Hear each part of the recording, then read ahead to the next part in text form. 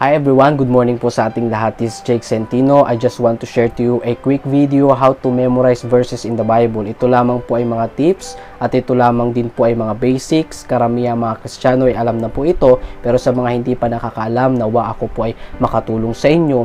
First of all, you need to desire. Ang pagkakabisado ng verses ay kailangan nasa puso po yan.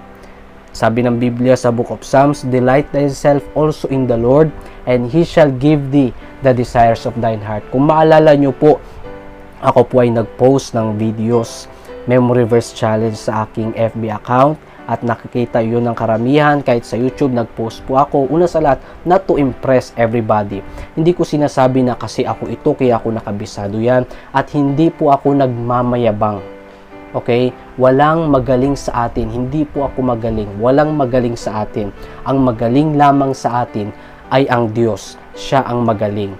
Pinupuri natin ang Diyos. To God be the glory sa ating pong mga accomplishments. Okay? Nag-post din po ako ng memory verse challenge to encourage everyone. Hindi para yabangan kung sino man. Hindi para magmayabang sa bawat isa. But to encourage everyone. Kung sa secular jobs nga, kung sa secular schools, may mga lessons tayo doon, kinakabisado natin yon. How much more sa Biblia? Okay? Kung ang lawyer ay kabisado niya yung kanyang batas, yung mga batas, pinag-aaralan nila yan. At the same time, yan din po ay kanilang kinakabisado. Okay? Bakit hindi sa atin, di ba? So, dapat kabisaduhin natin yan, di ba? Not to impress everybody, okay? Kung ikaw ay desire mo po na talagang magkabisado ng verses para sa iyo, yung mga tips na ito. Number 1, you need to make an schedule.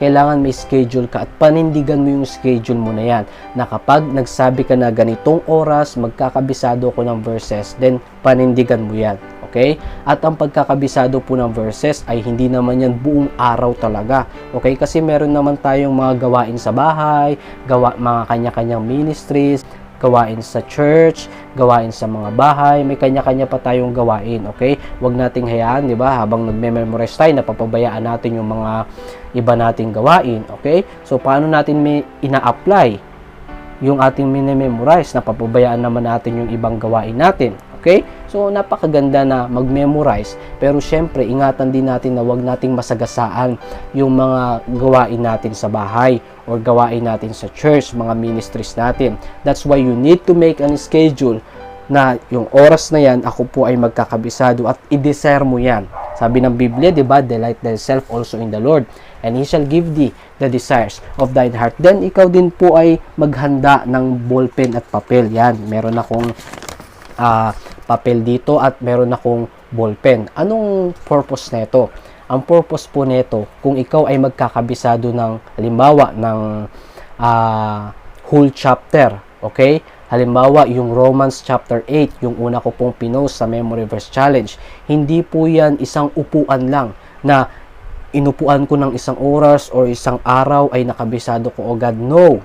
Ilang days po yan na inaral ko, ilang days po yan na kinabisado ko, okay? Siyempre, mag-pray ka, ipag-pray mo yung verse na kakabisaduhin mo, ipag-pray mo yung chapter na gusto mong kabisaduhin at i-desire mo po yan. At then, anong gagawin natin? Ay maghanda tayo ng papel at ballpen at doon ililista mo yung verses, okay? Hindi buong verses muna kung ikaw ay magkakabisado.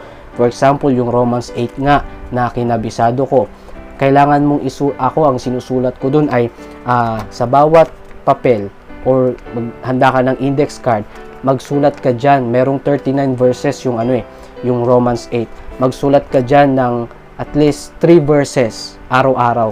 Unang index, verse 1, verse 2, verse 3 ng Romans chapter 8. Then, pag nasulat mo na yung verse 1, verse 2, verse 3, yan yung buong araw na kakabisaduhin mo, okay? At yung index card mo na yan, kailangan ay mas maganda na lagi mong dala yan, okay? Ilagay mo sa bulsa, ilagay mo sa bag mo, para pag may free time ka or tapos ka na magtrabaho, ilalabas mo yan, tapos i-check mo ulit yung verse 1, verse 2, verse 3, at kakabisaduhin mo ulit. Para every time na may free time ka, ilalabas mo yan. Hindi yung every time na free time ka, laro agad sa cellphone, okay?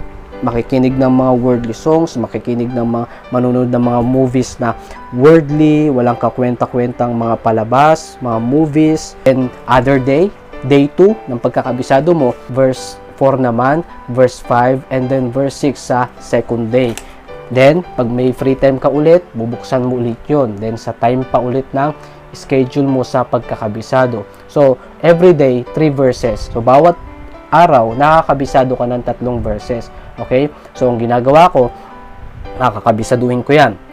Verse 3. Then, second day, verse 4, 5, and 6, kakabisaduhin ko. Then, pagkabisado ko na yan, pagduduktungin ko yung verse 1, 2, 3, hanggang 4, 5, 6. Okay? Then, third day, 3 verses na naman. Then, pagkabisado ko na yon, ipagduduktong ko yung verse 1 to verse 6 sa 7, 8, 9. Okay? Duktong-duktong lang po sila. Okay? Step by step po. Huwag tayong magmadali sa pag-memorize ng verses. Okay? Kung desire mo talaga yan, paghirapan talaga natin yan. Okay? Lahat ng bagay dito sa mundong ito, pag ikaw i-desire mo ma-accomplish yan, talagang pagsisikapan mo. At hindi lang basta i-memorize, aaralin mo yan. At the same time, you need to apply that. Hindi lang dapat magkakabisado tayo. Okay? Kailangan i-apply din natin. Kaya yan po yung mga bagay, yung mga tips na dapat natin gawin. First of all, you need to desire for it. Then pangalawa, pray. Ask the guidance of the Holy Spirit. Lord, I want to memorize chapters. Okay? Wala namang problema kung hindi ka makapag-memorize ng chapters. Kung gusto mo mag-memorize ng verses, verse 1, verse 2, verse 3, or isang verse lang per day, no problem. It depends on you po. Ito lamang po ay mga tips at experience ko sa aking pong pagkakabisado ng mga verses. You need to delight for it, you need to ask the guidance of the Holy Spirit, and you need to make an schedule. Ganda ka ng papel at ballpen kasi araw-araw yan, or index card, bili ka ng maramihan at dun mo ililista yan. Okay? Kung depende sa'yo kung ilang verse per day. Okay? Step by step yan, huwag kang magmadali. Especially kung buong chapter yung iyong kinakabisado. And then, kailangan po panindigan mo yung schedule mo na ginawa. Na sa araw na yan, sa oras na yan, kailangan dyan ako magme-memorize. Okay? At wag mong buong araw ay puro memorize ka. Kung ikaw naman ay wala naman talagang ginagawa ng buong araw, then mag-memorize ka ng verses. Okay? Pero syempre, wag din nating pabayaan yung mga kanya-kanya nating gawain. Mga ministries natin sa church, ministries natin sa bahay, at mga iba pang mga trabaho natin na ginagawa. Ang mahalaga dun, makapaglaan ka ng schedule mo sa pagkakabisado ng mga verses. Kaya maraming salamat po. Nawa na ako po ay nakatulong sa inyo sa pagkakabisado ng mga verses. At tuloy lamang po tayo, okay? Not to impress everybody, hindi para magmayabang, kundi para i-encourage ang bawat isa.